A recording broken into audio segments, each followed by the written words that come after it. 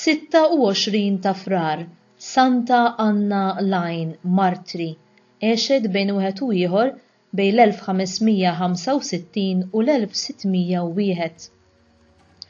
Din hija waħda mill-40 martri Ingliżi li l-Qaddis Papa Pawlu VI ikkanonizza flimkien fl-1970.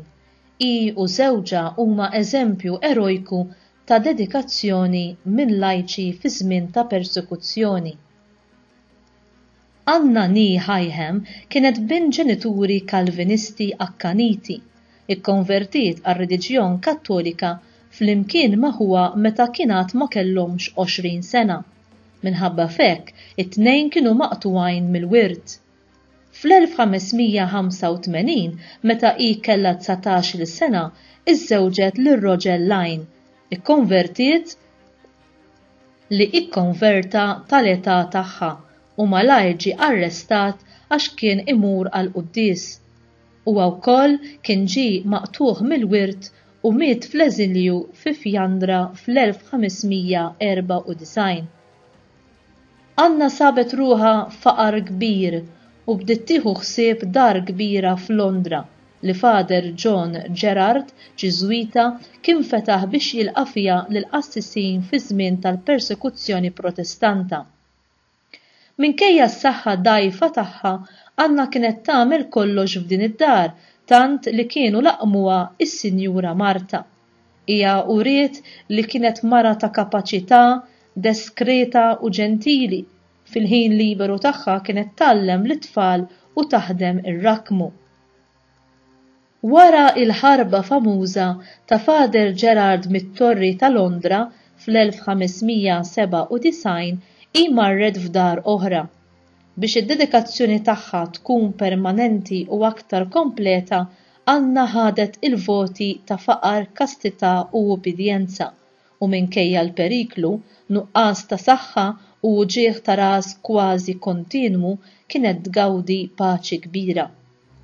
Il-folla kbira li nġabret filgħodu kmieni nar il-Kandlora tas-sena 1601 għanqlet suspett u meta waslu l-pulizija il-qassis kien diġà ħarab, imma sabu kamra mimlija nies u kollox lest għall-quddiesa.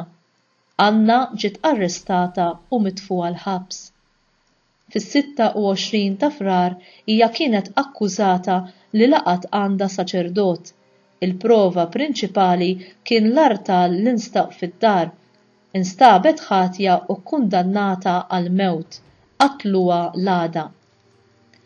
Meta ġiet ikkundannata għal mewt, hi laqat is-sentenza tagħha bil-ferħ għax hi kienet spiss tgħid lil Father Gerard, jien nixtieq aktar minn kollox li immut għal Kristu.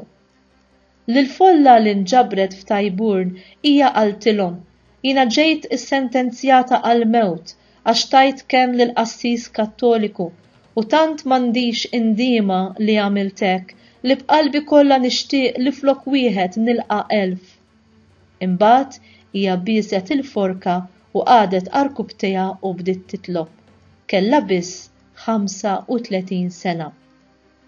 Hija ġiet iddikjarata beata mill-Papa Piju 11 fil-15 ta' Diċembru tal-1929 u ikkanonizzata bħala martri fil-25 ta' Ottubru tal-1970 mill-Papa Piju VI.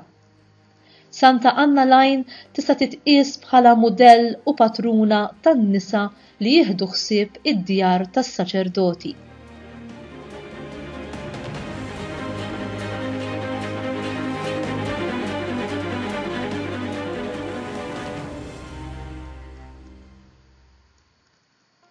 Il-Mulej Ġesu wieħed premju lil kull min jagħti imqar tazza ilma frisk lill-missjonarji tiegħu.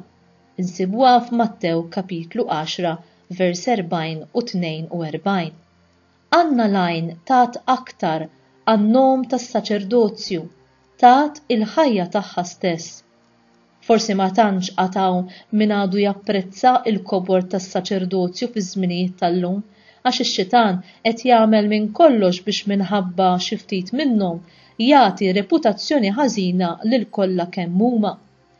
Is-saċerdoti qishom l-ajruplani, Meta jaqa' wieħed, id-dinja kollha issir taf b'dan. Imma kemm iwasslu erwieħ fid-destinazzjoni tagħhom li hija s-sema, dan ma jixxandarx. Minnu is-saċerdot?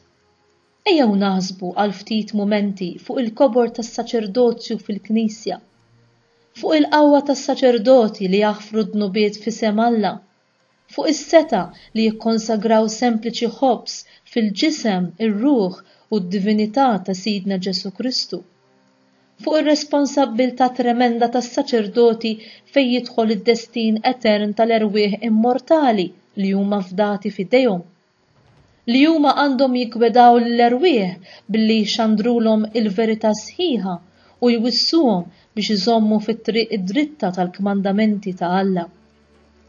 Issa, is-sagrament tal-Ordni Sagri huwa wieħed mit-tliet sagramenti li bniedem jista' jirċievi darba biss għax dawn iħallu siġil dejjemi fir-ruħ ta' min jirċevihom. Minħabba l-effett kbir u l-influwenza sinifikanti fuq il-ħajja tal-bniedem, il-Knisja tpoġġi persuni bħala għajnuna anki meta dawn is-sagramenti jirċevuhom adulti.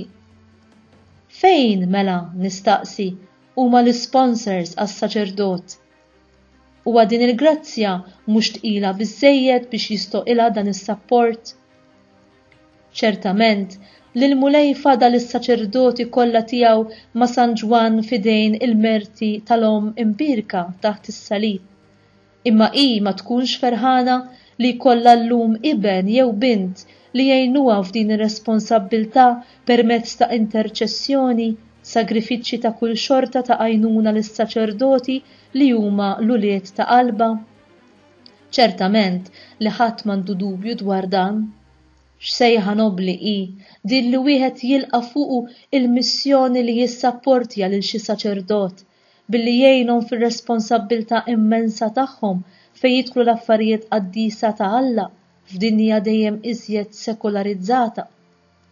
Tissapportjhom bit-talb speċjali tiegħek, biċ-ċaħdiet żgħar jew kbar li inti toffri lil-mulej għalihom, b'offerta b'imħabba tid-diffikultajiet li ġġib magħha l-ħajja tiegħek ta' kuljum u flimkien ma' għajnuna prattika fil-parroċċi, knejjes, kappelli, djar, kunventi, skejjel, sptarijiet u postijiet oħra fejn is-saċerdoti jkunu qegħdin iwettqu l-appostolat tagħhom.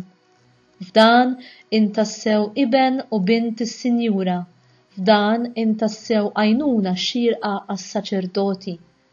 Il-mulej wiegħed min jilqa' lilkom ikun jilqa' lili u kull min jagħti mqar tazza ilma frisk lil xi ħadd minn dawn l-iżgħar għax huwa dixxiplu tassew ngħidilkom li ma jitlifx il-ħlas tiegħu. Jalla l-ħlas tal-mulej ikun il-grazzja li inti kollok dejjem saċerdot li jagħtik kuljum lil Ġesu fis-sagrament imqaddes u fl-aħħar ta' ħajtek ferħ etern.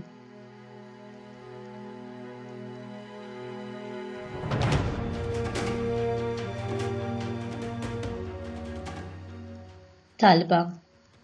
Enna mulej għat-talb ta' Santa Anna Lajn biex nerġgħu nqajmu fina u fl-oħrajn reverenza lejn is-saċerdozju fil-Knisja li inti fil-ħnina tiegħek waqqaft biex minnu nirċievu l-grazzi tiegħek.